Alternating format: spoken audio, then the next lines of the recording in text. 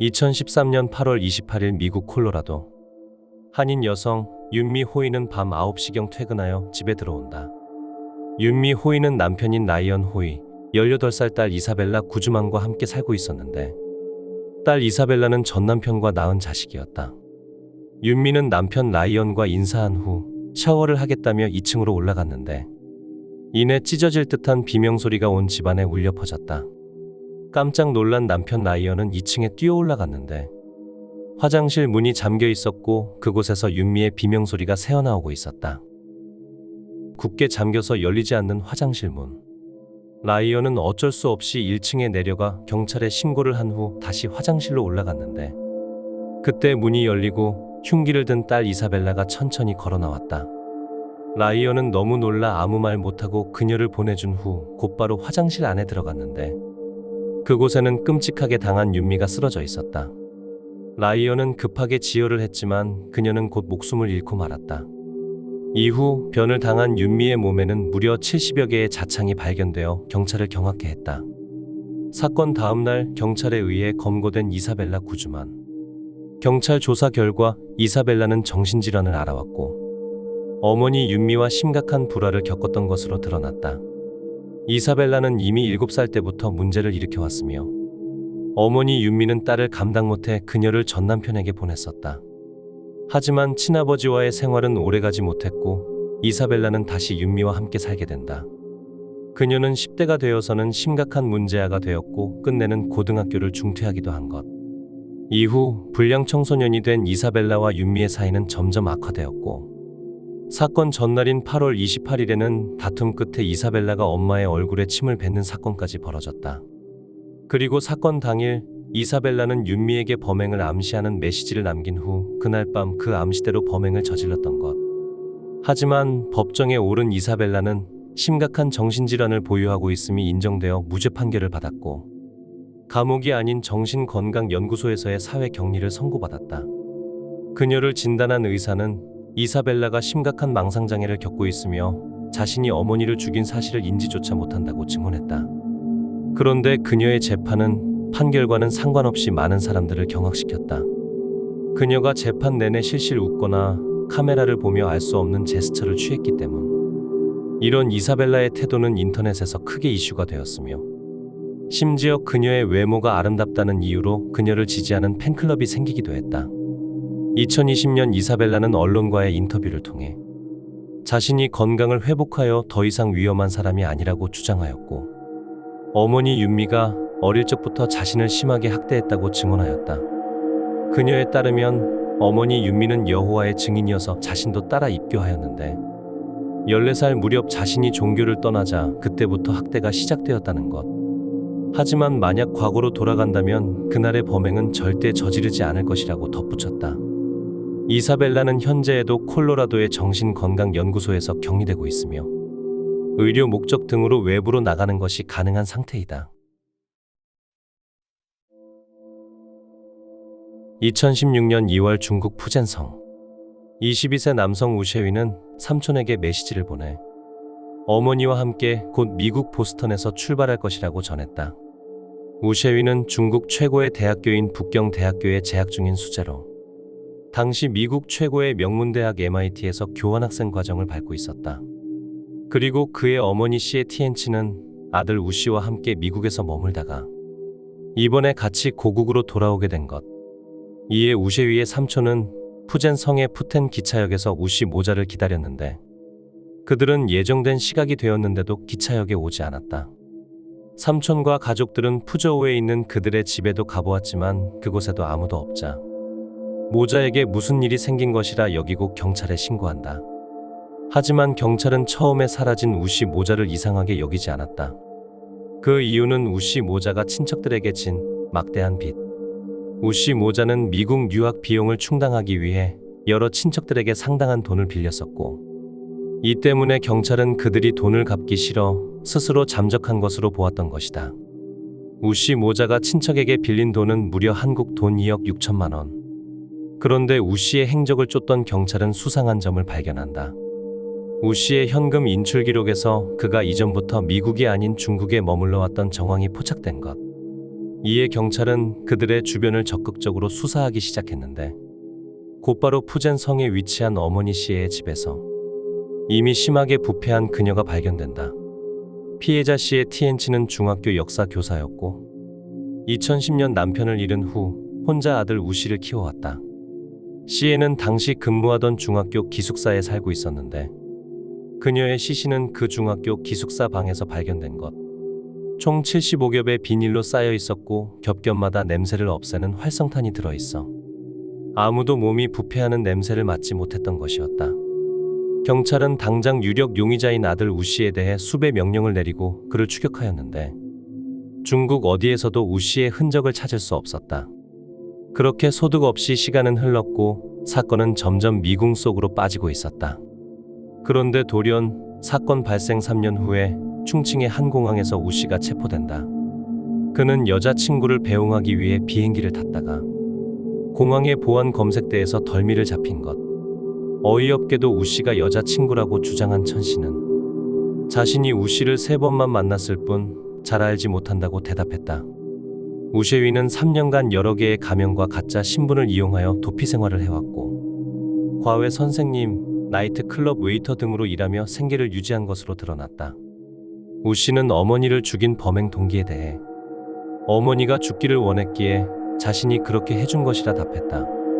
그는 매우 똑똑하고 학업 성취가 높았으나 15살 무렵 아버지의 죽음 이후 심각한 우울증을 겪었고 자살 기도를 해왔던 것으로 드러났다. 그런 그의 우울증은 결국 망상으로 바뀌었고 자신의 어머니 또한 자신처럼 죽음을 원한다는 이상한 생각에 빠졌던 것.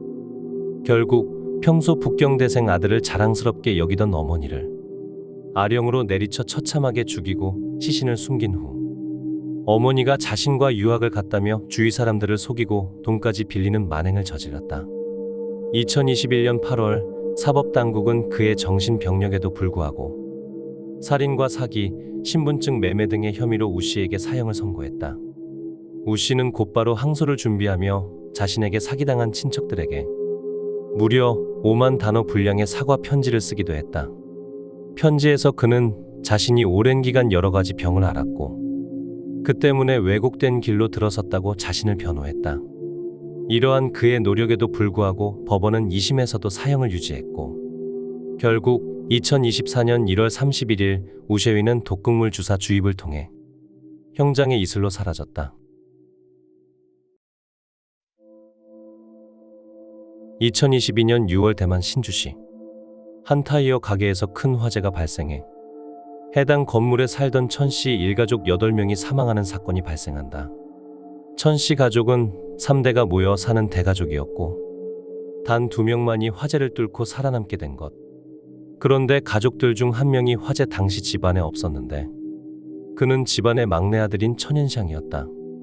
생존자 중 한 명인 아버지는 막내 아들이 사건 당시 가족과 다툰 후 집을 나섰다고 증언했다. 이에 경찰은 천현샹을 소환하여 조사하였는데 그는 사람을 죽일 의도는 아니었다며 방화를 실토한다. 그에 따르면 화재 몇 시간 전 그는 부모와 돈 문제로 심하게 다퉜고 이성을 잃고 집을 나가 주유소에서 휘발유 20리터를 구입한 후 집 앞 오토바이에 휘발유를 뿌린 후 거기에 불을 질렀다는 것. 오토바이에 붙은 불은 삽시간에 건물로 옮겨 붙었고 이 때문에 대형 참사가 일어났던 것이다. 대부분의 대만 가게들과 공장들은 임대료를 절약하기 위해 주거 및 상업용 복합 건물을 매장으로 사용한다. 사고가 난 건물도 1층을 매장으로 사용하고 2층을 주거 공간으로 사용하고 있던 것. 인화성 물질이 많은 1층에서 화재가 빠르게 번진 탓에 2층에 있던 대부분의 가족들은 미처 피하지 못하고 숨을 거둔 것이었다. 범인 천현샹은 자동차 정비과를 졸업하고 일찍이 결혼하여 슬하에 이남 일녀를 두었다. 하지만 그는 사기, 절도 등의 범죄를 저질러왔고 집안의 영원한 애물단지였다. 게다가 그는 수시로 부모에게 돈을 요구해왔고 이 때문에 계속해서 마찰을 빚어왔던 것. 결국 천현샹은 돈을 주지 않는 부모에 대한 분노를 방화로 표출한 것인데 경악스럽게도 자신이 불을 지른 부모의 집에는 자신의 7살, 6살, 3살 자녀 셋도 함께 살고 있었다. 결국 해당 방화로 인해 자신의 아내, 어머니, 여동생, 형수, 조카가 숨을 거둔 것뿐만 아니라 자신의 어린 세 자녀까지 목숨을 잃고 말았다. 천엔샹은 고의로 방화한 것은 아니라고 거듭 주장했지만 그는 건물의 유일한 탈출구에서 불을 질렀기에 그 주장은 받아들여지지 않았다. 결국 사법당국은 2023년 9월 28일 열린 1심에서 그의 범죄에 대해 죄질이 매우 나쁘고 인간성을 상실했다고 평하며 천엔샹에게 사형을 선고했다.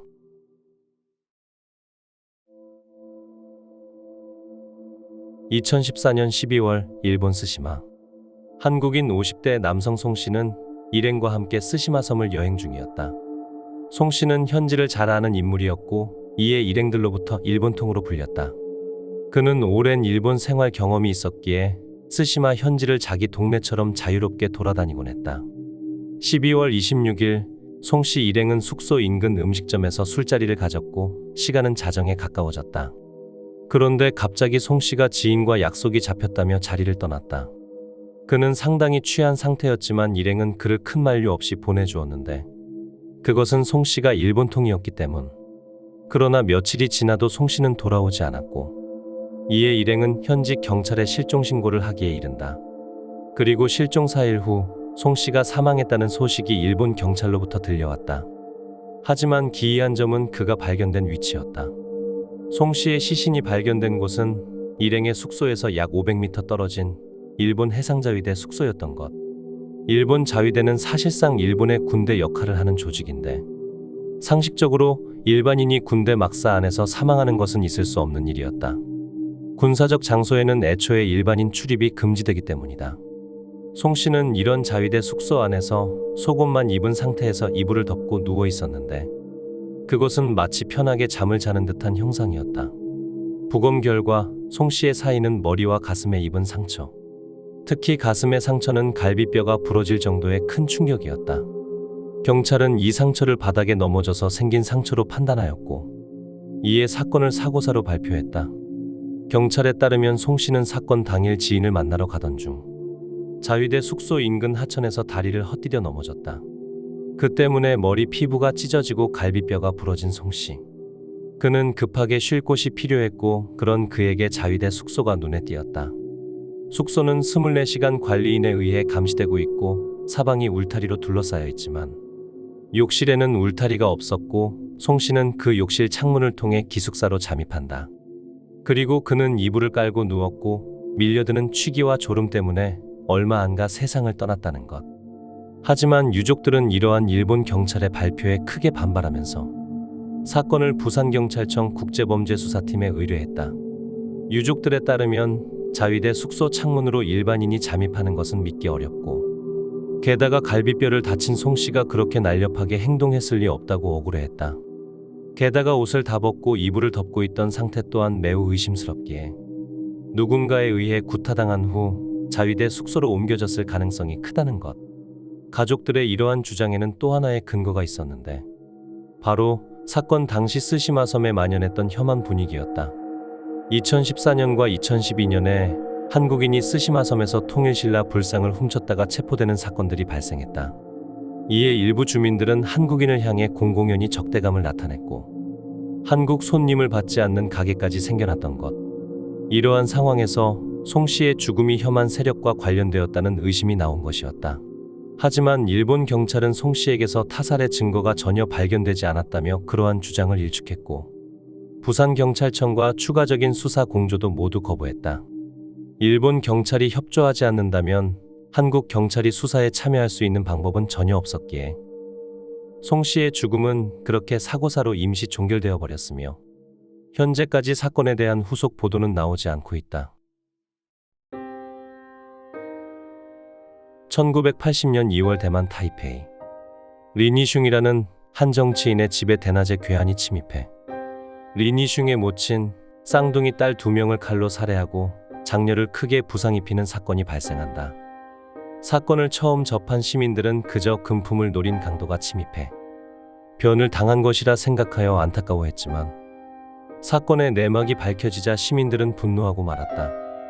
당시 리니슝의 집은 경찰로부터 24시간 밀착 감시를 받는 중이었는데 그 이유는 집주인인 리니슝이 반체제 인사라는 이유로 체포되었기 때문이었다. 변호사 출신인 리니슝은 민주화 운동가들의 변호를 맡고 있었는데 메이리다오 사건에 연루되었다는 이유로 체포되었던 것.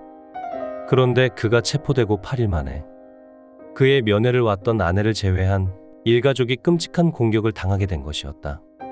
리니슝의 집을 감시하던 경찰은 범인이 들어가는 것을 못 봤다고 말해 대만 국민들의 공분을 사기도 했다. 경찰은 먼저 리니슝 집 앞에 과일 상자를 놓고 간 리니슝의 외국인 친구 브루스 제이컵스를 용의자로 지목했으나 곧 혐의점이 없어 풀려났다. 난데없이 민주화 운동가의 가족들이 공격당했다는 내용 때문에 대중들은 이 사건이 중국 국민당의 명을 받은 정보기관의 소행이라고 인식하게 되었다. 하지만 경찰은 범인이 정부 기관 소속의 전문가가 아닐 것이라 발표하였는데 그 이유는 숙련된 살인자들이 흔히 심장이나 목 등 급소를 공격하여 일격의 목숨을 끊는 것과 달리 피해자들의 상처가 등에 집중돼 있고 여러 차례 공격당한 흔적이 있었기 때문. 이후 대만 경찰은 특수수사팀을 꾸리고 거액의 현상금을 걸었으나 범인에 대한 어떤 실마리도 잡지 못하고 수사는 마무리되었다. 현장에는 범인이 남긴 어떠한 지문이나 흔적도 없었고 유일한 생존자였던 리니슝의 장녀도 범인의 얼굴을 정확히 보지 못했기 때문이었다. 세월이 흘러 독재 정치가 끝나고 당시 민주화 운동가들이 민주진보당을 설립하자 2009년 마잉주 대만 총통의 지시로 천원성 살인사건과 이 사건에 대한 재조사가 시작되었는데 재조사팀은 사건의 범인이 비숙련자라는 기존의 분석을 뒤집고 범인이 잘 훈련된 살인자라고 발표하였다. 범인이 비록 피해자들을 여러 차례 찔렀지만 뼈나 관절 등을 전혀 건드리지 않았던 것으로 보아 충분히 전문가의 소행으로 볼 수 있다는 것이었다. 하지만 세월이 많이 흐른 탓에 재조사팀은 어떠한 성과도 거두지 못했고 사건은 아직까지 뚜렷한 실마리 없이 미제 사건으로 남아있다. 한편 리니슝은 가족들 사건과 별개로 메이리다오 사건에 가담한 죄로 징역 12년형을 받고 투옥된다. 어머니와 두 딸을 잃고 감옥에서 지옥 같은 세월을 보낸 그는 훗날 민주진보당의 대표까지 오르며 정치인으로서 우뚝 서게 된다. 1996년 11월 30일 대만 가오슝 47세 여성 펑완루는 대만 민주진보당 소속 주이므로 임시 전당대회 참석차 가오슝시에 갔다가 친구와 만나 시간을 보냈다. 친구와 헤어진 뒤 밤 11시 30분경 그녀는 자신의 숙소인 원산호텔로 가기 위해 택시를 탔으나 그 모습을 마지막으로 행방불명되어 버렸다. 펑완루는 여성 인권 운동가로서 성평등 교육과 여성운동에 평생을 바친 사람이었다. 그녀가 몸담고 있던 민주진보당에서는 사건 다음날 그녀가 약속 장소에 오지 않자 경찰에 실종신고를 하였고 곧 수사가 시작되었다. 처음에 경찰은 택시기사가 피해자를 성폭행한 후 증거인멸을 위해 살해 혹은 납치했을 것으로 보고 운전기사들을 상대로 탐문수사를 벌였다. 하지만 아무런 실마리도 나오지 않는 상황. 그러던 와중 그녀가 실종된 지 4일차 되던 날 가오슝시의 한 공장 옆에서 처참하게 당해 목숨을 잃은 펑완루가 발견된다. 그녀는 알몸인 상태였고 칼로 수십 군데에 걸쳐 자창을 입은 상태였다. 손에도 상처가 많이 있었는데 이는 그녀가 범인에게 맹렬히 저항했음을 의미했다. 현장 근처에서 범인의 것으로 추정되는 혈액과 지문이 발견되었지만 어느 데이터베이스에도 일치하는 지문을 찾을 수 없었다. 한편 범인이 처음 펑완루를 태웠던 택시에 주목한 경찰. 사건 주변의 CCTV를 조사한 결과 어떤 미용실의 카메라를 통해 의심스러운 택시 한 대를 발견했지만 번호판이 너무 흐릿하여 알아볼 수 없었다. 대만 경찰은 무려 미국 나사의 번호판 분석을 의뢰하였고 그 결과 번호판에 Y라는 글자 하나를 식별하는 데 성공한다. 해당 택시의 모델명 포드 우라누스와 번호판 Y가 수사의 열쇠가 된 상황. 끈질긴 수사 끝에 사건 발생 3달 후 마침내 경찰은 해당 용의 차량의 번호를 찾아낼 수 있었는데 그들은 이내 충격적인 소식에 마주한다. 해당 번호는 도난 차량이었고 이미 폐차되었다는 것.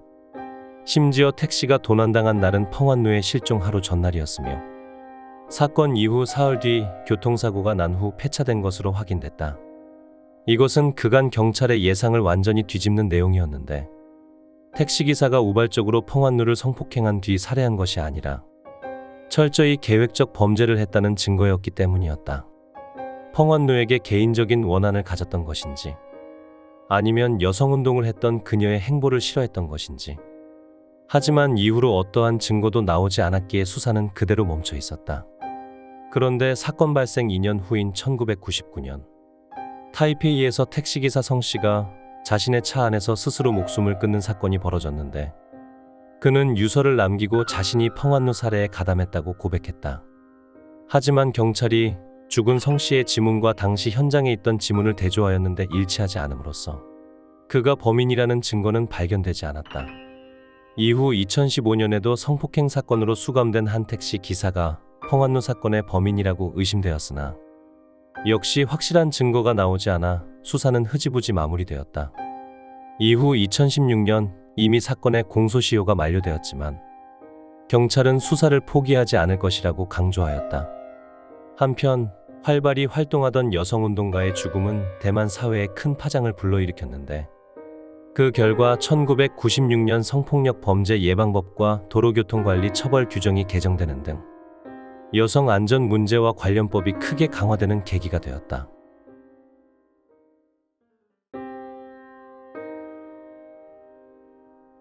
2009년 8월 일본 도쿄, 41살 남성 오이데 요시유키가 차 안에서 싸늘한 상태로 발견된다. 사인은 연탄 가스에 의한 일산화탄소 중독. 수사를 진행하던 일본 경찰은 곧 이것이 자살이 아니라는 것을 깨닫는다. 첫째로 피해자의 손에는 연탄가루가 묻어있지 않았고 장갑도 발견되지 않았다. 둘째, 해당 렌터카 안에는 자동차 키가 없었다. 스스로 목숨을 끊을 사람이 굳이 렌터카 열쇠를 밖에 버릴 리가 없었다. 셋째, 렌터카 안에는 연탄에 불을 붙인 성냥개비는 있었으나 성냥갑이 없었다. 성냥을 샀다면 성냥갑도 같이 있어야 하는데 그게 없다는 것은 누군가가 연탄에 불을 붙인 뒤 성냥갑을 가지고 떠났다는 추론이 가능했다.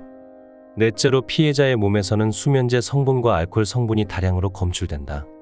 이를 바탕으로 사건을 타살로 강하게 의심하던 경찰은 곧바로 유력한 용의자를 특정하는데, 그것은 바로 피해자의 약혼자였던 35세 여성 키지마 카나에였다.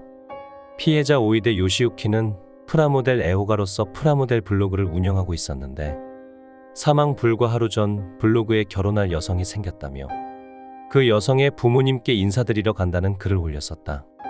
그 결혼한다는 여성이 바로 키지마 카나에였던 것. 오이데는 부모님이 소유하고 있는 빌딩의 임대 수입으로 살아가고 있었으며 변변한 직업이 없었고 연애 경험도 거의 없었다. 그는 부모님의 성화에 못 이겨 인터넷 만남 사이트를 시작하는데 거기서 키지마 카나에를 만난다. 그녀는 아주 다정하고 교양 있었기에 오이데의 부모님도 그녀를 마음에 들어했고 금세 혼담이 오가 양가에 인사를 드리게 되었던 것. 심지어 키지마는 결혼 자금이 필요하다며 오이데에게 5천여만 원을 받은 상태였다. 오이데는 사건 전날 키지마의 부모를 만나러 떠났는데 그는 운전을 하지 못했기에 키지마의 이름으로 렌터카를 빌리고 그녀가 직접 운전을 했던 것. 경찰은 키지마를 참고인으로 소환해 조사하였는데 그녀는 사건 전날 자신과 오이데가 싸웠고 그 때문에 그가 순간적으로 나쁜 마음을 먹은 것 같다고 진술하였다. 정황상 키지마가 매우 수상하였지만 결정적인 증거가 없었던 탓에 경찰은 키지마를 곧바로 검거하지 못하고 수사를 계속한다. 그런데 키지마의 주변에서 비슷한 사건이 여러 개 발견되면서 상황은 급변한다. 2007년 8월 지바현에서 한 70세 남성이 목욕탕에서 사망하였는데 그는 키지마에게 무려 7억 원의 돈을 빌려준 상태였다. 두 번째로 2009년 1월 도쿄에서 53세 남성이 일산화탄소 중독으로 사망하였는데 그 역시 사망 직전에 키지마에게 1억 7천만 원을 입금했던 것. 세 번째로 2009년 5월 지바현에서 80세 남성이 사망하고 집이 불타는 사건이 있었는데 남성의 아버지는 저명한 화가였고 키지마가 집에 그림을 훔쳐 팔고 있던 것으로 밝혀졌다. 추가로 2명의 키지마와 관련 있는 남성이 의문사를 당했는데 이로써 키지마 주위에서 무려 6명의 남성이 수상한 죽음을 맞이했던 것. 게다가 그녀는 사망한 남자 외에도 무려 20명의 다른 남자들에게 결혼 빙자 사기를 쳤으며 남성들로부터 적게는 수천만 원, 최대 수억 원까지 갈취했다는 것이 밝혀진다. 결국 키지마는 살인죄와 사기죄 등으로 체포되고 그녀의 범행은 대서특필된다. 그리고 100kg이 넘는 거구의 체형 때문에 그녀는 전국적 유명세를 타기 시작한다. 키지마 카나에는 1974년 홋카이도 출생으로 집이 경제적으로 어려웠던 것으로 알려졌다. 그 때문인지 그녀는 학창시절부터 원조교제로 돈을 벌었으며 그렇게 번 돈으로 명품을 사서 몸에 치장하는 등 사치스러운 삶을 산다. 그녀는 그렇게 자신을 꾸민 후 자신이 명문가의 딸이라고 거짓말하며 남자들을 만나왔고 그들과 가까워진 후에는 곧바로 결혼하고 싶다고 말하며 남자들을 착취해왔던 것. 키지마가 예쁘지 않았기에 남자들은 오히려 경계심을 풀었고 자신을 진심으로 사랑한다고 느꼈던 것이었다. 또한 그녀는 뛰어난 요리 실력을 가지고 있었고 육체 관계에서도 적극적이었기에 남자들이 더욱 끌렸던 것. 키지마가 이러한 방식으로 남성들에게 갈취한 돈은 총 13억 원에 달했고 돈을 빼앗은 후에는 남성들의 신고나 보복을 막기 위해 살인을 저질렀다. 2012년 키지마는 3건의 살인, 6건의 사기 및 사기 미수, 1건의 절도 혐의로 재판을 받게 되었는데 결국 혐의가 인정되어 키지마는 1심에서 사형을 선고받았다. 살인 현장에서 키지마의 DNA나 지문 등 물적 증거가 발견되지 않아 재판은 매우 어려웠는데 결국 사법부가 검찰에 손을 들어줬던 것. 검찰은 3건의 살인사건에 대해서 정황 증거만 제시하였는데 그것들이 모두 키지마를 가리키고 있기 때문이었다. 3건의 살인사건에서 피해자들을 죽인 연탄은 모두 키지마가 범행 전에 자주 사용하던 메이커였고 피해자들이 죽기 전 마지막으로 만난 사람은 키지마였다. 또한 53세 피해자 A 사건에서 피해자 A가 연탄을 구매한 기록이나 정황이 하나도 없고 A의 PC와 열쇠가 집에 없었던 점. 80세 남성 B의 사건에서 그에게 평소 복용량의 10배의 수면제가 검출되고 그의 폐와 기관지에서 화재에 의한 그 흐름이 발견되지 않은 점. 그리고 맨 처음 언급되었던 오이데 요시유키 사건에서의 의문점 등을 종합해서 볼 때 키지마가 그들을 살해한 것이 인정된 것이었다. 키지마는 피해자가 연탄을 달라고 하였기에 준 것이고 피해자들이 자신과 헤어지자 처지를 비관해 스스로 나쁜 선택을 한 것이라 주장했지만 재판부는 이를 인정하지 않았다. 2017년 키지마의 상고를 대법원에서 기각하면서 그녀의 사형은 확정되었는데 그녀는 옥중에서 무려 3번이나 결혼하는 믿기 힘든 일을 벌였다. 그녀의 첫 번째 결혼 상대는 감옥 생활 초기에 자신을 뒷바라지했던 60대 남성이며 그는 아내와 사별하고 키지마와 비슷한 나이에 자식이 있는 직장인으로 알려졌다. 키지마는 옥중에서 블로그를 운영하고 책을 출판하는 등 남부럽지 않게 살고 있었는데 그녀의 두 번째 남편은 이 책을 출판한 출판사의 직원인 것으로 알려졌다. 이후 세 번째 남편에 대해서는 알려진 바가 없다. 일각에서는 그녀가 사기 행각으로 큰 돈을 얻었음에도 항상 돈을 더 원했던 이유가 그녀의 블로그에 등장하는 40대 남성 S씨 때문이라는 의견이 나왔다. 한 숙박업소에서 키지마가 S씨와 이곳을 자주 방문한다는 증언이 나온 것. 즉 그녀도 자신의 피해자들과 마찬가지로 좋아하는 남자와 데이트하며 많은 돈을 써왔던 것이다. 일본 역대 최악의 꽃뱀인 카나에가 역으로 남자에게 물려 돈을 잃었다는 아이러니는 카나에를 주목하고 있던 일본 국민들을 실수하게 만들었다. 이후 키지마 카나에 사건을 모티브로 한 소설이 출간되기도 하였으며 최근에는 넷플릭스 영화 악녀가 이 사건을 모티브로 제작되기도 하였다. 2009년 4월 일본 도토리현 47세 남성 트럭 운전사 야베 카즈미가 바닷가에서 알몸 상태로 떠오른다. 사건을 자살 혹은 사고사로 생각하던 도토리 경찰. 하지만 부검 결과 다소 의심스러운 정황이 포착된다. 피해자의 사인은 익사였으나 그의 폐에서 바닷가에 모래가 검출된 것. 대개 익사한 사람의 폐에서는 모래가 검출되지 않는데 그 이유는 해변에 모래를 들이마실 정도로 얕은 수심이라면 사람이 익사하기 힘들기 때문이었다. 즉 모래가 들어간 이유는 얕은 수심에서 바닥을 치며 허우적거렸다는 것인데 이는 누군가가 그를 짓눌러 강제로 익사시켰다는 의미였던 것. 게다가 그의 몸에서는 수면제 성분까지 검출되었다. 경찰에게는 유력한 용의자가 있었지만 증거가 없어 그를 체포할 수 없었고 그렇게 사건은 미궁 속에 빠진다. 이후 몇 달 후인 2009년 10월 전파사 주인인 57세 남성 마루야마 히데키가 역시 한강가에서 익사한 채 발견된다. 이 사건 역시 뚜렷한 타살의 증거를 발견하지 못하여 수사는 지지부진하고 있었다. 그리고 마루야마가 죽은 지 한 달이 채 되지 않아 58세 무직 남성 타쿠치 카즈미가 의문스러운 증상을 보인 채 병원에서 사망한다. 그런데 경찰은 이 세 남자의 죽음에 모두 한 여성이 얽혀있다는 사실을 알아낸다. 바로 야베 카즈미 사건의 용의자였던 30대 여성 우에타 미유키. 그녀는 피해자 야베 카즈미에게 3천여만 원, 마루야마 히데키에게는 1,000여만 원에 달하는 빚을 지고 있었다. 경찰이 그녀를 수상하게 여기던 상황에서 우에타는 지인에게 사기를 친 혐의로 체포되어 제 발로 경찰서에 들어오게 되는데, 이를 계기로 경찰은 우에타가 2연속 의문사 사건의 범인이라고 확신하고 그녀를 강도 높게 수사하기 시작한다. 그러자 2004년부터 그녀와 관련된 남성이 의문사한 사건이 무려 3건이나 추가로 발견되었다. 2004년 5월 일본 도토리현 한 40대 남성 A씨가 기찻길에서 숨진 채 발견된다. 그는 달리는 기차에 치인 것으로 밝혀졌는데, 특이하게도 종이 박스 안에 들어있는 상태였다. 그 종이 박스에는 그녀와 만나서 행복했다는 글이 쓰여 있었는데, 경찰은 이 글을 근거로 실연을 당한 남성이 처지를 비관해 유서를 남기고 스스로 나쁜 선택을 했다고 결론 내렸다. 해당 유서의 필적이 A씨와 일치했기 때문. A씨는 유명 신문인 요미우리 신문의 기자였다. 세월이 흘러 2007년 8월 도토리현 근처의 바닷가에서 27세 남성 B씨가 바다에 빠졌다가 구조되는 일이 발생한다. 그는 병원으로 옮겨졌지만 10일 후 사망하고 말았다. 경찰은 그가 물놀이 중에 변을 당한 것으로 보고 사건을 사고사로 종결했다. 6개월 후인 2008년 2월에는 도토리현의 현직 경찰시의 시신이 도토리시 근교의 한 산속에서 발견되었지만, 경찰은 그가 스스로 목숨을 끊었다고 발표한다. 첫 번째 인지된 3번의 사건과 과거 3번의 사건을 포함해 총 6명이 사망한 상황. 우에타 미유키는 6명의 죽은 남성들과 모두 관계를 맺고 있었는데, 이는 그녀가 지역의 유흥업소 데부센 스나크의 유명 호스티스였기 때문이었다.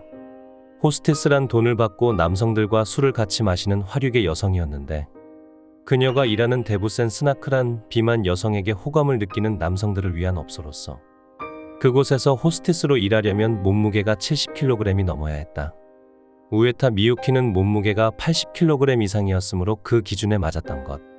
우에타는 1973년 12월생으로 도토리현 출신이었는데, 성격이 나쁜 어머니에게 학대를 당하며 자랐다. 그녀는 어린 시절 소문난 말썽꾸러기였고 거짓말을 일삼아 또래로부터 따돌림을 당했다. 중학생이 되자 우에타의 어머니가 동네에서 안 좋게 소문이 나고, 우에타 자신도 허언증과 안 좋은 성격 때문에 친구를 잃게 되자 우에타의 가족들은 동네에서 알아주는 외톨이가 되었다. 그 영향으로 고등학교를 자퇴한 우에타는 이후 공장, 결혼정보회사 등 여러 일을 하다가 몇 명의 남자를 만나고 결혼과 이혼을 2번 하며 5명의 아이를 가지게 되었다. 아이들을 부양하기 위해 미유키는 뚱뚱한 사람들을 채용하는 유흥업소에서 일을 하게 된 것. 보통 바에서는 밖에서 손님을 만나는 것을 금지하는데, 우에타는 먼저 데이트를 제안하고 손님들과 성관계까지 하는 등 매우 적극적이었다. 그렇게 만난 남자들과 관계가 깊어지면 부모님이 입원했다든지 자신이 임신을 했다든지 등의 거짓말을 하며 남자들에게 돈을 요구했던 것. 우에타는 그러한 방법으로 남자들에게 우리 돈 수백만 원에서 많게는 수천만 원까지 받아냈는데, 남자들이 그런 막대한 돈을 지불하면서까지 우에타를 만났던 이유는 그녀의 뛰어난 스킬 덕분이었다. 우에타는 남자 한 명 한 명에게 매일 전화하고 손편지를 썼으며 항상 남자들을 칭찬하고 그들의 자존심을 잘 세워주었다. 게다가 어떨 때는 자신의 5 아이들에게 남자를 아빠라고 부르게 하며 남자에게 아버지 역할과 책임감을 부여하기도 했다. 마지막으로 그녀의 잠자리 스킬은 매우 뛰어나서 어떤 남자라도 그녀를 쉽게 잊지 못할 것이라는 증언도 있었다. 그녀는 2001년에 첫 번째 희생자인 42세 기자 A씨와 만나는데, 우에타에게 푹 빠진 A씨는 가정이 있는 몸인데도 불구하고 그녀와 동거를 시작. 그러자 우에타는 A씨에게 점점 돈을 요구하기 시작한다. 시간이 흘러 A씨가 빈털터리가 되자 우에타는 A씨를 버린 것으로 추정되고, 그 충격으로 A씨는 스스로 목숨을 끊었던 것. 해당 사건은 자살의 증거가 매우 명확하여 우에타에게 혐의는 없지만, 그녀가 A씨를 가스라이팅해 자살하도록 종용한 것이라는 가설이 있다. 이후 27살의 B씨를 만난 우에타. 그는 2005년부터 우에타와 동거를 시작했는데 그때부터 B씨는 자신의 월급을 모두 우에타에게 주었으며 따로 차용증을 쓰고 돈을 빌려주기까지 했다. 2007년 B씨는 우에타의 가족들과 함께 바다로 놀러갔다가 익사했는데 정황상 수영을 할 줄 모르는 그가 깊은 바다에 들어갔을 리 만무했고 우에타가 바다에서 그를 죽였을 가능성이 있었지만 당시 경찰은 타살의 가능성을 생각하지 못해 따로 부검을 실시하지 않았었다. 2007년에는 현직 경찰이었던 C씨까지 우에타에게 빠져 가정을 벌였으며 이후 근무 태도가 나빠지더니 산에서 사망한 채 발견되었는데 이 또한 A씨 사건과 마찬가지로 타살의 혐의점은 없었다. 어쨌든 우에타가 6건의 의문사에 모두 개입되어 있었기에 그녀가 살인을 했다는 의혹은 더욱 짙어져 갔으며 결국 4번째, 5번째 피해자인 야베 카즈미와 마루야마 히데키의 몸에 남은 수면제가 우에타가 가지고 있던 수면제와 일치함으로써 그녀는 이 2건의 살인 혐의로 2012년 사형을 선고받는다. 우에타의 수법은 먼저 남자들에게 거액의 돈을 빌린 후 남자들이 빚 독촉을 하면 할 말이 있다며 강가나 바닷가로 혼자 불러낸 뒤 수면제를 먹이고 물속에 넣어 익사시키는 방식이었던 것으로 밝혀졌다. 그간 우에타는 이 방식으로 남성들에게서 적게는 몇천, 많게는 몇 억의 돈을 갈취했던 것. 그렇게 여러 명의 남자를 기만하고 살해한 우에타 미유키는 2023년 1월 14일 교도소에서 밥을 먹다가 음식물이 목에 걸려 사망하며 자신이 저지른 어마어마한 죗값을 다 치르지도 않고 훌쩍 세상을 떠나고 만다.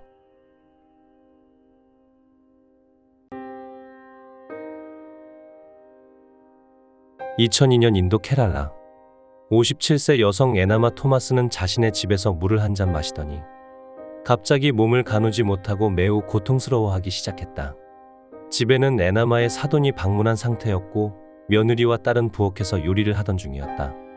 깜짝 놀란 가족들은 급히 그녀를 병원으로 옮겼지만 손쓸 새 없이 에나마는 세상을 떠나고 말았다. 교사 출신인 에나마는 남편인 톰 토마스와 장남 로이 토마스, 며느리인 졸리 조셉 그리고 어린 손자 레모와 함께 대가족을 이루고 살고 있었다. 또한 토마스 집안은 지역에서 명망 있는 가문이었기에 그들 가족은 큰 정원이 딸린 대저택에서 남부럽지 않은 삶을 누리고 있던 것. 하지만 그들이 가진 돈과 명예도 갑작스럽게 닥친 이 비극을 막지 못했다. 에나마의 남편과 아들은 그녀의 나이가 적지 않았기에 그녀가 뇌졸중으로 급사했다고 생각하고 부검을 하지 않고 에나마의 장례를 지낸다. 세월이 흘러 2008년 에나마의 죽음이 조금씩 잊혀져 갈 때쯤 에나마의 남편이자 집안의 큰어른인 톰 토마스 역시 급작스럽게 세상을 떠난다. 어머니에 이어 아버지까지 잃은 토마스 집안 세 남매는 오열했지만 아버지 역시 지병으로 세상을 떠난 것이라 생각해 부검을 하지 않는다. 그런데 그때부터 명문가 토마스 집안이 흔들리기 시작했다. 사망한 톰과 에나마에게는 함께 살고 있는 장남 로이 외에도 아들 로조와 딸 렌지 2명의 자식이 더 있었다. 그런데 아버지의 유언장에서 집의 재산을 모두 장남 로이와 맏며느리 졸리 조셉에게 상속한다는 내용이 있던 것. 로조와 렌지는 그 유언을 받아들일 수 없어 조작을 의심했지만 뚜렷한 증거를 발견하지 못하여 어쩔 도리가 없었다. 게다가 시부모가 모두 사망한 이후 며느리 졸리는 남편의 형제들에게 매몰차게 행동하고 남편의 사촌인 MS 매튜와 대놓고 불륜을 저질렀는데 그러한 이유로 로조와 렌지는 졸리를 혐오하기 시작한다. 그러던 와중 2011년 졸리의 남편이자 집안의 가장 로이마저 40대의 젊은 나이에 급사하는 사건이 벌어진다. 이번엔 로이의 죽음을 강하게 의심하기 시작한 집안 사람들. 그들은 결국 로이의 부검을 실시하는데 결과는 충격적이었다. 그의 몸에서 이른바 청산가리로 잘 알려진 독극물 사이아나 칼륨이 발견된 것이다. 가족들은 부적절한 행적을 보인 아내 졸리를 살인자로 의심하는데 놀랍게도 경찰은 사건을 자살로 종결한다. 로이가 우울증 등으로 인해 스스로 나쁜 선택을 했다는 것. 실제로 로이는 수년간 직업적으로 실패를 거듭했으며 큰 빚을 지는 등 경제적으로 매우 불안했다. 제3자가 보기에는 자살의 동기가 충분했던 것. 게다가 아내인 졸리 또한 그가 스스로 목숨을 끊은 것 같다고 주장하자 경찰은 그 말을 그대로 믿어버린다. 이렇게 가족들의 의심에도 불구하고 사건은 흐지부지 마무리되는데 그들 가족에게 닥친 비극은 이것이 끝이 아니었다. 2014년 에나마의 형제이자 로이 남매의 외삼촌이었던 65세 매튜가 졸리와 술을 마시다가 급사하였고, 같은 해 로이 남매의 사촌이었던 샤주의 2살 난 딸 알핀이 음식이 목에 걸려 사망하였다. 2016년에는 사망한 알핀의 어머니이자 샤주의 아내인 41세 실리 샤주 또한 급사하였다. 그리고 이러한 어마어마한 비극들 속에 졸리 조셉은 얼마 전 딸과 아내를 잃은 전 남편의 사촌 샤주와 태연하게 재혼을 한다. 이렇게 2002년부터 2016년까지 14년에 걸쳐 무려 6명이 급작스럽게 사망한 토마스 집안. 그 죽음으로 가장 큰 수혜를 본 것은 토마스 가문의 대저택을 독차지하고 번듯한 남자 샤주와 재혼하며 새살림도 꾸린 집안의 맏며느리 졸리 조셉이었다. 어머니와 형제를 잃고 유산마저 전부 빼앗긴 로조와 렌지 남매는 무능한 경찰 대신 독자적으로 사건을 조사하고 있었다. 그들이 의심한 며느리 졸리 조셉은 명문대 출신으로 지역의 국립대학교에서 수년째 일하는 엘리트였다. 경찰은 그렇게 사회적 지위가 높은 사람이 살인을 저지르리 만무하다고 생각한 것. 하지만 로조와 렌지 남매는 졸리의 본 모습을 보았기에 더 이상 참을 수 없었다. 게다가 그들이 보기에 졸리 조셉에게는 6명 모두를 죽일 동기가 있었다. 첫 번째 피해자인 시어머니 에나마 토마스는 졸리 조셉에게 잔소리가 심한 편이었다. 졸리는 인도의 명문 대학을 졸업한 수재였지만 당시 아무 직장을 가지지 않고 가정주부로 지내고 있었다. 에나마는 그런 졸리에게 밖에 나가 일을 하라고 잔소리를 했던 것. 물론 보통 사람이라면 잔소리 때문에 사람을 죽이지 않겠지만 이미 졸리는 보통 사람으로 보이지 않았기에 충분히 살인 동기가 될 수 있었다. 두 번째 피해자인 시아버지 톰 토마스의 경우에는 졸리의 불륜을 눈치챘기에 죽인 것으로 추정되었다. 졸리는 남편의 사촌이자 보석상인 MS 매튜와 부적절한 관계를 맺고 있었는데 시아버지 톰이 그것을 눈치채자 살해했다는 것. 세 번째 피해자인 남편 로이와는 이미 사랑이 식었고 다른 남자와 재혼하고 유산을 독차지하기 위함이 살해 동기라고 추정되었다. 네 번째 외삼촌 매튜는 졸리 자신을 살인자로 의심한 것이 동기이고 여섯 번째 피해자인 알핀과 실리는 자식과 아내를 죽여서 샤주와 재혼하기 위한 것이 동기라는 것. 경찰은 설마 졸리가 그렇게 끔찍한 범행을 저지를 리 없다고 생각했고 이에 로조와 렌지는 경찰을 설득할 범행의 증거를 찾고 있었다. 그러다 2018년 로조 토마스는 병원으로부터 형 로이 토마스의 부검 소견서를 받아보게 되는데 거기서 사건의 실마리를 잡게 된다. 2011년 로이의 사망 당시 졸리는 그가 3시경에 점심을 먹고 아무것도 먹지 않았다고 했다. 그리고 화장실에서 문을 잠그고 그대로 사망했다는 것. 그런데 부검 결과서에는 로이의 위장에 소화되지 않은 카레가 들어있었다고 적혀 있었다. 즉, 이 카레는 로이가 저녁을 먹지 않았다는 졸리의 증언이 거짓임을 입증함과 동시에 그녀가 저녁으로 만든 카레에 독을 섞어 로이에게 먹였다는 추정을 가능케 했다. 결국 이 내용을 토대로 경찰에 탄원서를 보낸 로조. 경찰은 이 탄원을 보고서야 마침내 움직이기 시작했다. 그리고 경찰이 움직인 지 얼마 되지 않아 졸리 조셉의 추악한 진짜 모습이 세상에 드러난다. 2019년 10월 드디어 졸리 조셉이 47세의 나이로 경찰에 체포되고 그녀가 6건의 살인에 대해 일부 자백함으로써 무려 17년에 걸친 끔찍한 그녀의 범행 일대기가 인도 언론에 대서특필된다. 졸리는 평범한 농부 가정 출신으로 졸리의 집안보다 남편인 로이의 집안이 경제적으로 훨씬 부유했다. 졸리는 어렸을 때부터 부자 남자와 결혼하는 것을 인생의 최우선 목표로 삼은 듯 보였는데 그녀는 그 목표를 이루기 위해 적극적으로 구애하여 남편 로이의 사랑을 얻었고 자신이 명문 대학을 나왔다는 것을 어필해 결혼에 성공한다. 결혼 초기에는 전업 주부 생활을 했지만 시어머니 에나마 사후에는 국립대학에 취직하여 안정적인 직장 생활을 한 것으로 알려졌었다. 하지만 경찰 조사 결과 졸리의 이러한 엘리트적 모습은 전부 거짓으로 드러났다. 졸리는 자신이 주장하던 명문 대학에 입학한 적이 없었으며 국립대학에서 일한 적도 전혀 없었던 것. 그녀는 졸업증명서나 직원 카드 등을 위조하여 주변 사람들에게 보여주는 방식으로 자신의 모든 경력을 사기쳤던 것이었다. 하지만 그 사실을 까맣게 몰랐던 시어머니 에나마는 훌륭한 학벌을 가졌음에도 일을 하지 않는 며느리가 안타까워 조언을 했던 것인데 허언증인 졸리에게는 그것이 매우 큰 압박으로 다가왔던 것. 게다가 에나마가 사망한 날에는 졸리의 아버지가 초대받아 온 상황이었는데 만약 에나마가 졸리의 학벌 얘기를 아버지에게 꺼낸다면 아버지가 그 모든 게 거짓이라는 걸 발설할 가능성도 있었다. 결국 졸리는 자신의 거짓말을 감추기 위해 에나마를 독살하며 살인자의 길로 들어서게 된 것이었다. 이후 졸리는 로조가 추리했던 대로 불륜을 숨기기 위해, 유산을 차지하기 위해, 혹은 다른 남자와 재혼하기 위해 5명의 사람을 더 죽였던 것. 한편 졸리 조셉이 범행에 사용한 청산가리는 맹독이기에 일반인이 쉽게 구할 수 없는 물건이었는데 그녀는 내연남이었던 MS 매튜로부터 청산가리를 얻은 것으로 밝혀졌다. 보석 세공 과정에는 청산가리가 필요한데 MS 매튜가 바로 보석상이었던 것. 즉 애초에 졸리는 청산가리를 얻기 위해 MS 매튜에게 접근해 그와 관계를 맺었던 것이었다. 졸리는 MS 매튜 외에도 여러 명의 조력자의 도움으로 집안의 유언장을 조작하거나 자신의 범행을 감췄는데 그 조력자 중에는 졸리와 재혼한 샤주도 포함되어 있다고 의심되었다. 사주는 자신의 딸과 아내가 죽었는데도 부검을 극구 반대했고 아내가 죽고 나서 곧바로 졸리와 재혼했기 때문. 하지만 다른 졸리의 공범들이 모두 체포되었음에도 샤주가 공범이라는 증거는 없었기에 그는 체포되지 않는다. 이렇게 여러 공범의 도움을 받아 시부모와 남편을 포함해 가족을 6명이나 죽인 졸리 조셉.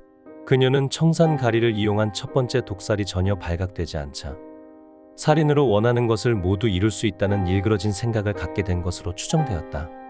그녀는 몇 건의 범죄에 대해서는 혐의를 부인하면서 재판을 준비 중인데 신은 자신을 용서하실 것이라며 유족들에게 전혀 죄책감을 느끼지 않는 듯한 발언을 하기도 했다. 한편 세 번째, 여섯 번째 피해자인 로이와 실리의 몸에서는 청산가리가 발견되었으나 나머지 피해자들의 몸에서는 독극물을 발견하지 못하면서 그녀가 몇 건의 살인에 대해 무죄를 선고받을 가능성이 생기고 말았다. 실제로 졸리는 5번째 피해자인 2살 알핀만은 자신이 죽이지 않았다며 범행을 완강히 부인했던 것. 사건 당시 졸리는 알핀을 안고 있었고 그 아이에게 음식을 먹였는데 그 음식이 목에 걸려 사고로 죽었다는 주장이었다.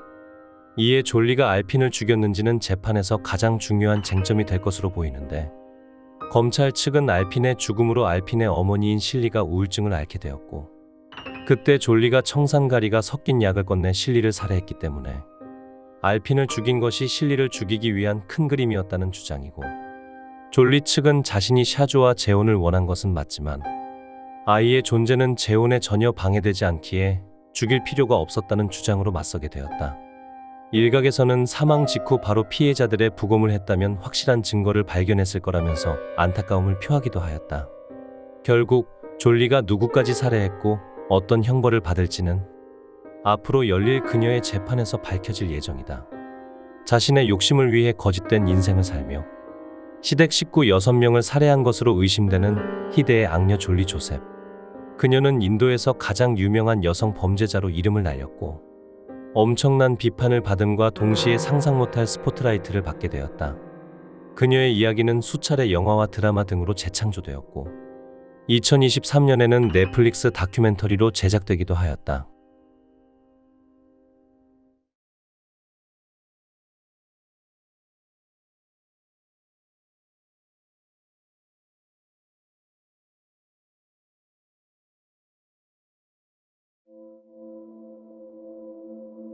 (1973년 10월 11일) 미국 미시시피주 파스카골라에 있는 보안관 사무실에 남성 2명이 들이닥쳤다.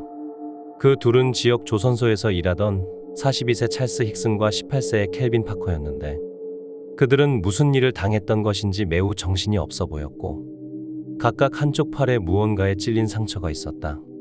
그들이 술에 취해 어디서 싸움이라도 한 줄 안 보안관. 하지만 남자들은 대뜸 자신들이 외계인을 만나고 왔다고 말했다. 그들에 따르면 직장 상사와 부하 직원 관계였던 힉슨과 파커는 저녁 퇴근 후 파스카골라 강에서 함께 낚시를 한다. 그런데 갑자기 강물 위로 눈부시고 강렬한 파란 빛이 생기더니 물 위를 맴돌고 있는 달걀 모양의 UFO가 나타났다는 것. 그때 UFO 밖으로 거대한 곤충과 비슷하게 생긴 3명의 알 수 없는 생물이 등장했고 공포를 느낀 두 사람은 그대로 몸을 돌려 도망가려 했는데 그때 세 명의 생물이 순간이동해서 눈 깜짝할 사이에 두 사람 앞에 왔다고 한다. 그리고 그대로 몸이 마비된 듯 굳어버린 두 사람. 그들은 공중부양한 상태로 우주선을 향해 떠올라갔다. 우주선 내부는 눈부실 정도로 매우 밝은 상태였고 그곳에는 사람 크기의 거대한 눈이 있었는데 그 눈이 자신에게 다가오더니 자신의 몸 구석구석을 살피고 알 수 없는 힘으로 신체 검사를 했다는 것. 약 1시간 정도의 시간이 흐르고 그들은 풀려났으며 우주선은 그대로 흔적도 없이 사라져버렸다고 했다. 힉슨과 파커는 어안이 벙벙한 상태로 한동안 있다가 이 외계인들이 지구를 침략할 수 있다는 생각이 들자 이 일을 관련 당국에 신고하기로 한다. 먼저 미국 공군에 전화한 둘. 그들이 공군에게 전화를 한 이유는 당시 미 공군이 전담팀을 두고 UFO를 조사하였기 때문이었다. 하지만 공군은 더 이상 UFO 조사를 하지 않는다며 그들의 신고를 반려하였고 이에 힉슨과 파커는 지역 보안관을 찾아가게 된 것이었다.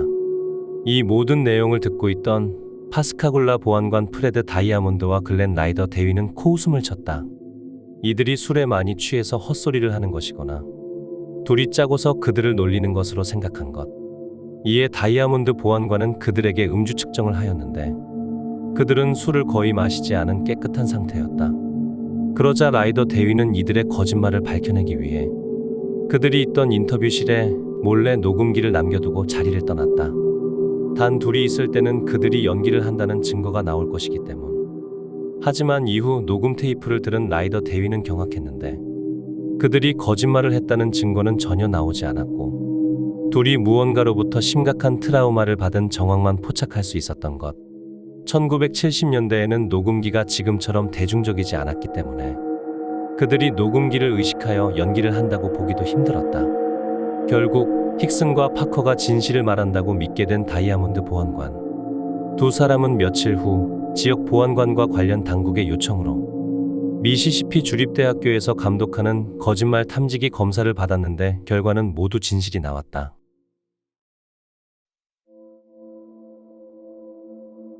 외계인을 본 것으로 추정되는 두 남자 힉슨과 파커. 그 둘의 외계인 목격담은 파스카골라 납치라는 이름으로 사람들에게 알려지기 시작했고 많은 이들이 이 이야기에 관심을 갖게 되었다. 외계인 회의론자들은 그들이 새빨간 거짓말을 한다고 믿었지만 일부는 그들이 거짓말을 한다는 증거가 전혀 없다며 이들이 정말 외계인을 본 것이라 주장했다. 저명한 UFO 연구자인 J. 앨런 히넥 박사는 이 사건을 직접 조사했는데 조사 결과 그는 파커와 힉슨의 증언이 신빙성이 있다고 판단하고 둘이 정말로 설명할 수 없는 생명체들을 만난 것이라 잠정 결론 내렸다. 그는 이 사건에 대해 매우 당혹스럽다고 말했는데 이는 그가 UFO를 믿지 않는 UFO 회의론자로서 가짜 UFO 목격담을 밝혀내는데 능한 사람이었기 때문이다. 그는 파커와 힉슨의 파스카골라 납치 사건이 자신이 연구한 사례 중 가장 설득력 있는 UFO 및 외계인 목격 사례라고 결론지었다. 또한 초기에 사건 조사를 거부했던 미 공군은 이후 기존 입장을 바꿔 조사에 뛰어들었는데 힉슨과 파커의 증언에서 사기나 조작의 증거를 발견하지 못했다는 성명을 발표하면서 이 사건의 신빙성은 더욱 커졌다.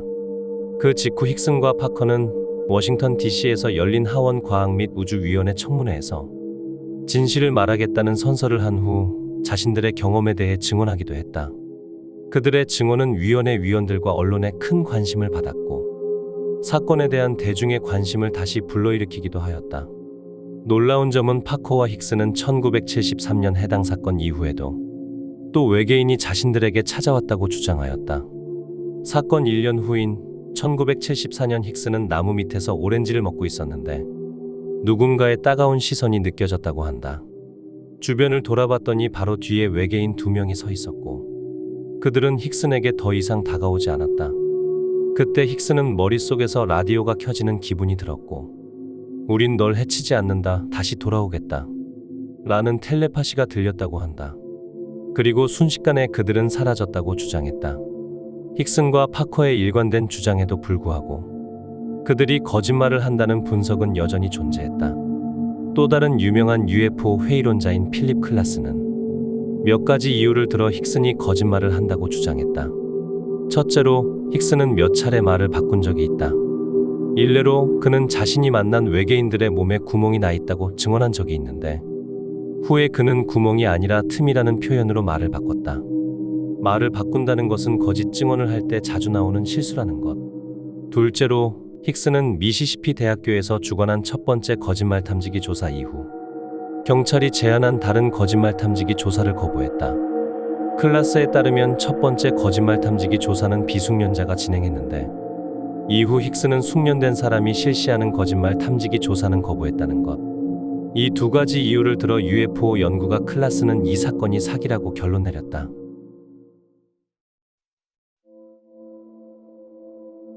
파스카골라 납치 사건은 진실과 거짓의 가능성 두 개가 공존한 채 수년간 지역의 유명 사건으로 남아 있었는데, 사건의 주인공인 힉슨과 파커는 이 사건을 대하는 태도가 매우 달랐다. 한국 전쟁에도 참전하는 등 인생의 산전수전을 겪은 40대 힉스는 물론 해당 사건으로 충격을 받았지만 그럭저럭 잘 극복하였다. 하지만 아직 어렸던 18세의 파커는 이 사건을 통해 씻을 수 없는 트라우마를 얻었고, 그 고통을 스스로 집에 틀어박혀 혼자 감내하게 되었다. 둘은 실제로 외계인이 침략해온다는 생각에 외계인 목격 사실을 당국에 신고하기는 했지만, 파커는 그 이후 방송이나 언론에 등장하지 않으며 말을 아낀 반면, 이미 충격을 어느 정도 극복한 힉스는 TV방송과 지역 매체에 활발히 출연하며 자신의 목격담을 말하고 다녔다. 파커는 그런 힉슨에게 배신감을 느꼈고 더더욱 자신을 혼자만의 세계에 가두게 되었다. 한편 활발히 방송활동을 하던 힉슨 또한 어느 순간부터 미디어의 염증을 느끼기 시작했다. 방송국이나 잡지사들은 진지하게 자신의 경험을 공유하려던 힉슨을 전혀 신경 쓰지 않았고, 그저 자극적이고 돈이 되는 흥미거리가 필요했기 때문. 이에 어떤 방송은 그를 조롱거리로 만들기도 하였고, 이 때문에 힉스는 돈을 벌기 위해 거짓 이야기를 만든 것이라는 비난을 받기도 하였다. 하지만 힉스는 방송활동으로 절대 큰 돈을 벌지 못했고, 자기 자신도 그것을 원하지 않았다. 힉스는 언제나 방송 출연 때문에 일을 빠졌으니 자신의 하루 일당 정도의 출연료만 달라고 요청하였다. 그렇게 온갖 비난을 받으면서도 검소하게 살며 묵묵히 자신의 이야기를 해오던 찰스 힉스는 1983년에는 책을 출간했으며 1993년에는 UFO 이야기를 다루는 TV 프로그램 제작사를 설립하기도 했다. 그는 2011년 9월 심장마비로 사망하며 그 파란만장한 인생을 마쳤다. 한편 힉슨의 사망 1년 후인 2012년, 저명한 초자연 현상 연구가 존 니켈은 파스카골라 납치에 대한 새로운 논문을 발표했는데, 그 논문에서 니켈은 힉슨과 파커가 폴리아데 현상을 겪었다고 주장했다. 폴리아데는 프랑스어로 두 명의 광기라는 뜻인데, 이는 한 명의 정신병이 다른 한 명에게 공유되는 공유정신병을 의미하는 말이다. 즉, 힉슨과 파커 두 남자가 최면이나 몽유병 등으로 인해 환각 현상을 겪었고, 그 때문에 외계인을 본 것으로 믿었다는 주장이다. 니켈에 따르면 두 남자가 심각한 무엇을 목격한 것은 사실로 보이기 때문에 그들이 거짓말을 한 것은 아니나 그들이 본 이미지들이 환각이기 때문에 결국 외계인은 어디에도 없었다는 것. 니켈은 그 근거로 언론에 좀처럼 나서지 않는 파커를 제시했다. 니켈은 파커의 증언에서 자신이 외계인과 마주하자마자 의식을 잃었다는 대목이 있는데, 이것은 파커가 힉슨과 달리 외계인을 자세히 보지 못했다는 증거로 볼 수 있다는 것. 파커는 당시 힉슨보다 20살 어린 부하 직원이었기에 힉슨이 외계인을 보았다고 말했을 때 심리적으로 그에게 동조할 수밖에 없었고, 그 때문에 폴리아데 현상을 겪으며 자신도 그 환각을 공유했다고 착각했다는 주장이었다. 결국 힉슨이 언론에서 수없이 진정성 있는 고백을 했음에도 조 니켈과 같은 회의론자들은 계속해서 파스카골라 납치가 망상 혹은 조작이라며 비판하였고, 해당 사건은 2010년대까지 많은 사람으로부터 그저 괴담 혹은 이상한 소문 정도로 치부되기 일쑤였다. 그런데 2018년 좀처럼 입을 열지 않았던 또 다른 주인공 파커가 드디어 세상 밖으로 나오면서 그러한 세간의 인식이 변하기 시작했다.